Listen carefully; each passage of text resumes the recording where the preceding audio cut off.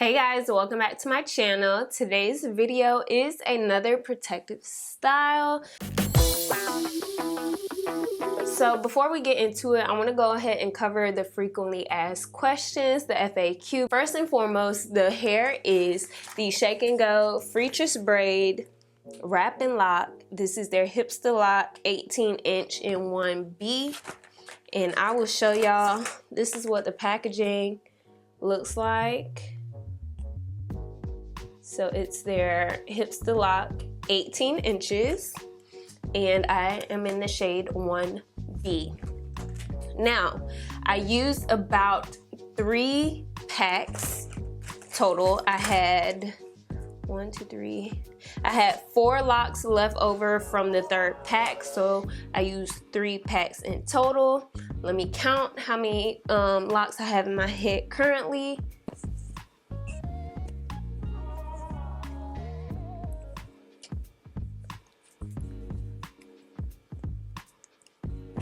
All right, so we got 44 locks over my entire head. I will say the density of my hair, I do not think my natural hair is really that dense, which is why certain areas you have to kind of evaluate your hair type to know like how many locks you're gonna have on your head. So basically I'm saying if you got a lot of hair and your braid is like chunky when you part it, that's not necessarily gonna be the best way. You're gonna have to, you know, divvy up them parts a little bit more and have some more locks in your head, because this little hole is what your braid has to go through to use this hair.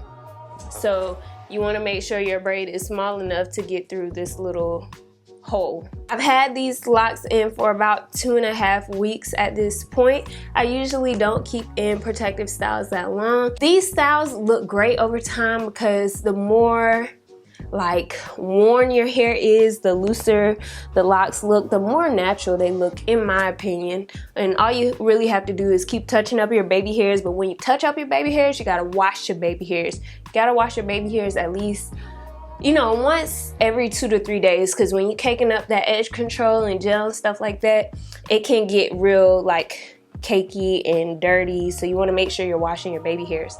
It hasn't unraveled. The only like sliding that I've noticed is like up here. I'm gonna try to come close. Okay, my baby hair is a little crusty, but like up here, this is my hair, the braid. And like this is the hair that I wrapped around it, which will show you the application process momentarily. But that's the only sliding I've had. So like it's slid down like that, but if I see it, all I gotta do is boop, and then it's covered. Same with over here. It's really only in the areas where I've been like manipulating the hair more often. So I've been switching my part from left to right and all that stuff. But other than that, like, I have no complaints.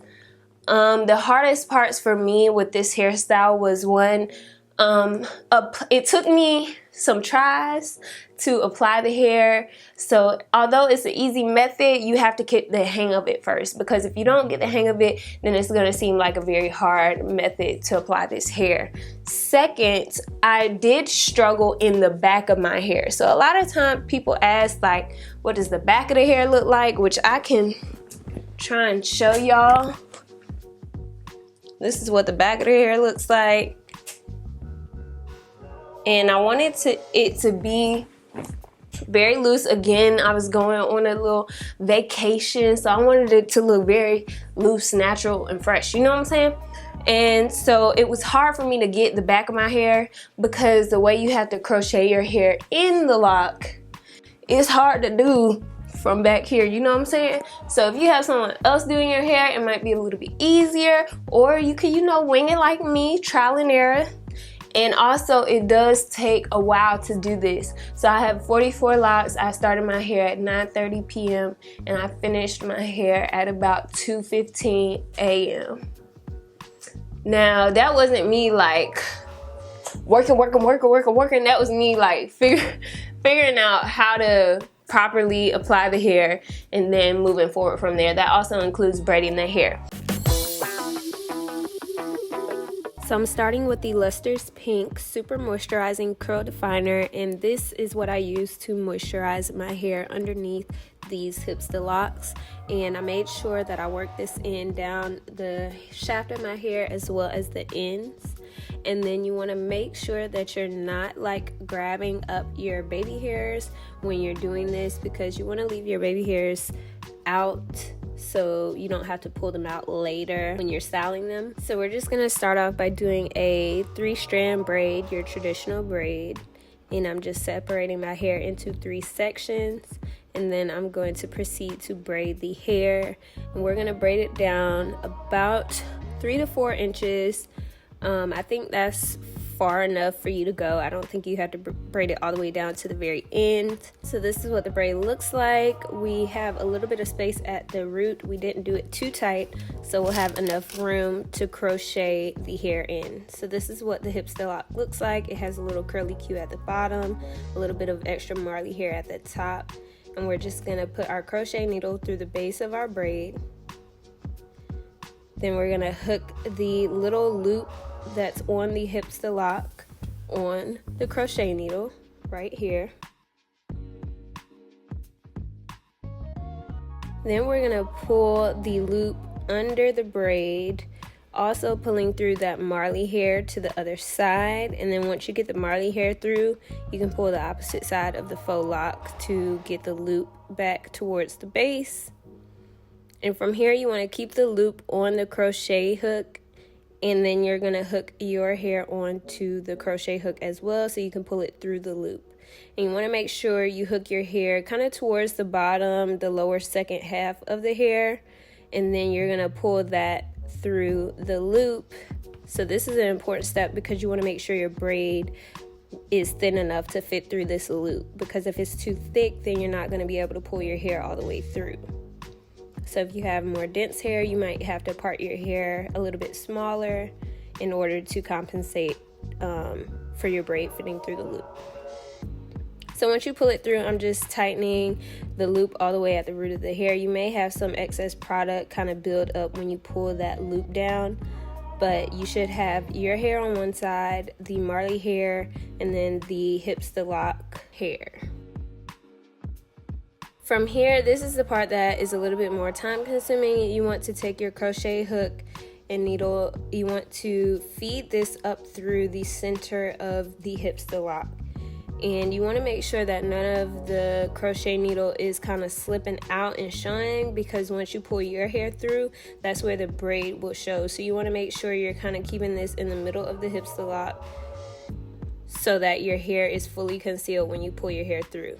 So I'm starting about halfway down the Hipsta lock, pushing my crochet needle up through the lock all the way to the top.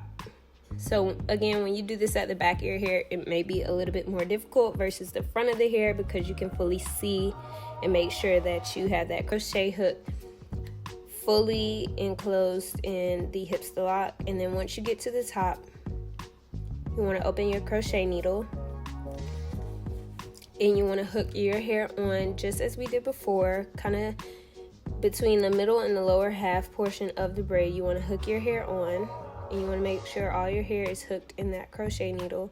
Then you're going to close the hook, and then you're going to pull your hair through. And for me, it was easier to kind of shift and scrunch the Hipsta lock hair up on my hair versus just pulling it straight through. I was kind of pushing that Hipsta lock up on my hair as I was pulling my hair down with the crochet needle. And then once you see your hair on the other end, you can start pulling that out so you'll see the end of your hair. Now you're gonna have to do this, if you have hair about my length, you'll have to do this 2 times unless you have an extra long crochet needle or something. But what I did was make sure my hair was still moisturized on the ends, and then I went kind of towards the curly Q at the end of the Hipsta lock, and I began putting my crochet needle in again and repeating that process. So we're just gonna push this crochet needle up to the point where my hair is sticking out. We're gonna hook my hair on the crochet needle, and then we're gonna pull that through. And you'll see by scrunching the hair up, making sure that we're feeding it through more of the Hipsta lock than the length of my hair is very beneficial, because once you pull it through the second time, all you have to do is pull the end of the Hipsta lock and your hair will bounce back into the lock.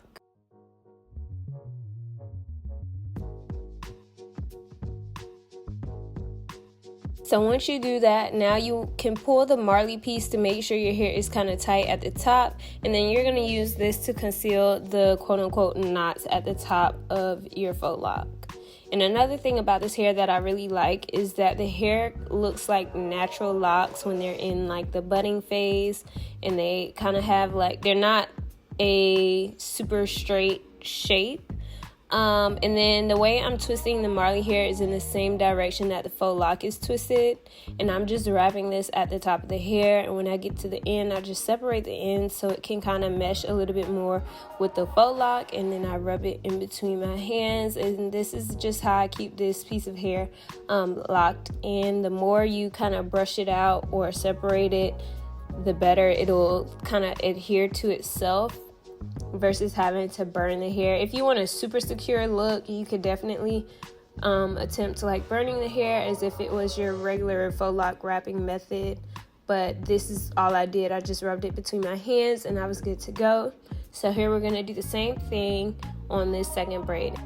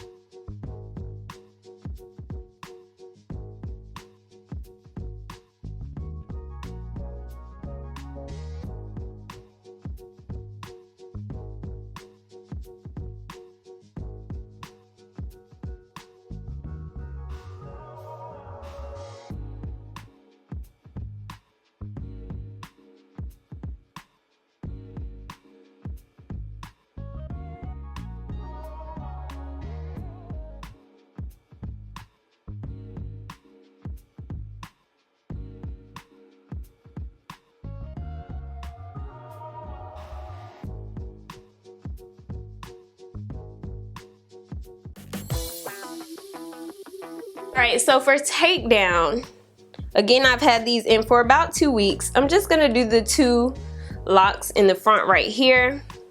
So you want to, let's see if we could get close. So you want to kind of find where you wrap that hair around, and then start kind of trying to get it loose. So I'm just like doing this kind of deal.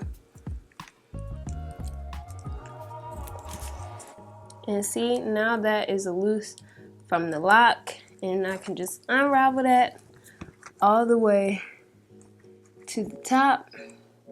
And once we get up here, let's see if we can find the braid. So there's my braid. We're gonna go ahead and pull that bad boy out. So that's my hair. Ooh, nice and moisturized. Yes.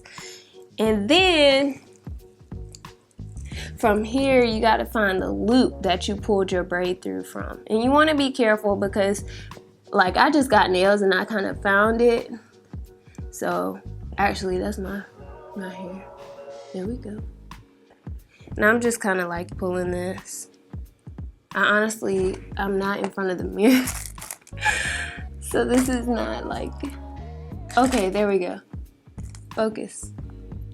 Okay, so yeah, I did pull the loop, and then you just pull that excess hair out. And now we just got my little braided piece of hair, and it is ooh girl, and it is just as moisturized. So that's that.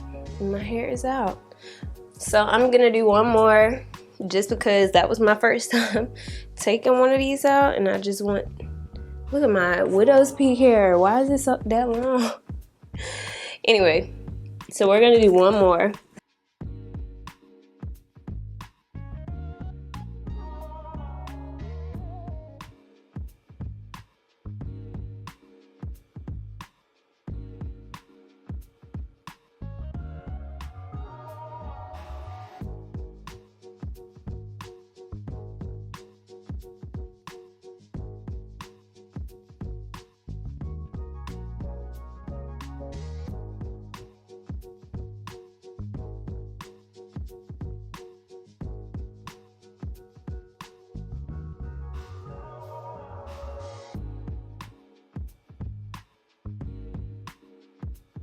So that's basically the takedown. So we're just gonna jump into the outro and that's it. So what I'm basically saying here is to preserve my hair at night, I just use a setting mousse and put it all over my hair, and then I put a do-rag on.